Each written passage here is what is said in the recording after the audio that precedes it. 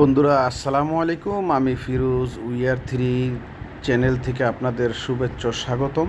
এই মুহূর্তে কিন্তু আমরা রয়েছি ট্রেনের ভিতরে। ট্রেন দিয়ে ঢাকা থেকে কক্সবাজার যাচ্ছি।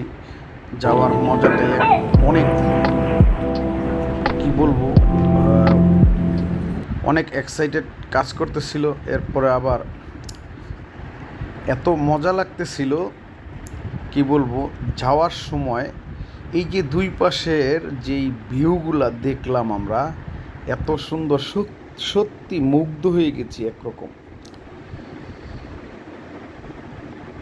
অল্প অল্প করে আমাদের ট্রেনটা যাচ্ছে, আর মাঝে মধ্যেই আমরা এই যে ট্রেনটা যে বাঁকানো হয়, বেঁকে যায়, তখন কিন্তু একদম অন্যরকম একটি ব্যাপার স্যাপার লাগতেছে এরকম কিন্তু বন্ধুরা। যদিও ট্রেনের শব্দটা আমি আপনাদেরকে শোনাচ্ছি না। আমরা যখন এয়ারপোর্ট থেকে কক্সবাজারের উদ্দেশ্যে ট্রেনে উঠি, ওঠার পরে একটু অন্যরকম লাগতেছিল। কিন্তু না, ট্রেনটা ছাড়ার পরে যখন নাকি এইসব জায়গায় গেলে, যেসব জায়গায় নাকি এক সাইডে বন জঙ্গল আর এক সাইডে পাহাড়, এরকম দেখতেছিলাম, সত্যি খুবই সুন্দর লাগতেছিল।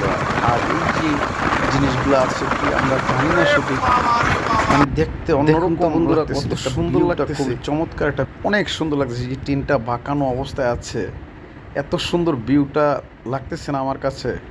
আর ট্রেনটা কত বড় একটু দেখুন।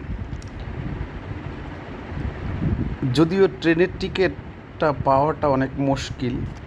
আর আরেকটা জিনিস, আমরা যাওয়ার সময় ট্রেনে গিয়েছিলাম, আসার সময় কিন্তু বাসে আসছি।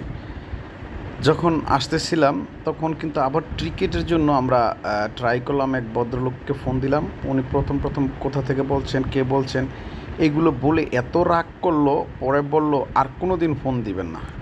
উনি মনে করেছে আমরা আইন শৃঙ্খলা বাহিনীর লোক, যার কারণে উনি কিন্তু আমাদের সাথে পরবর্তীতে আর কোনো যোগাযোগই করেনি। আমরা অবশ্য ফোন তাকে দিয়েছিলাম, সে ফোন ওঠায়নি। দেখুন কত সুন্দর, ওই সাইডে পাহাড়। আর এই যে লোকটা দেখছেন না আপনারা, এটা কিন্তু ছিনতাইকারী। মোবাইল বাইরে রাখলেই আপনার মোবাইলটা ছু মেরে নিয়ে যাবে। এরকম হচ্ছে অবস্থা, বন্ধুরা। অতএব আপনারা যারা ট্রেনে যে কোনো জায়গায় বাংলাদেশে ভ্রমণ করবেন, অবশ্যই আপনারা মোবাইল খুব সাবধানে রাখবেন। এই হচ্ছে আমার কথা। ধন্যবাদ, ভালো থাকবেন। আসসালামু আলাইকুম রহমতুল্লাহ।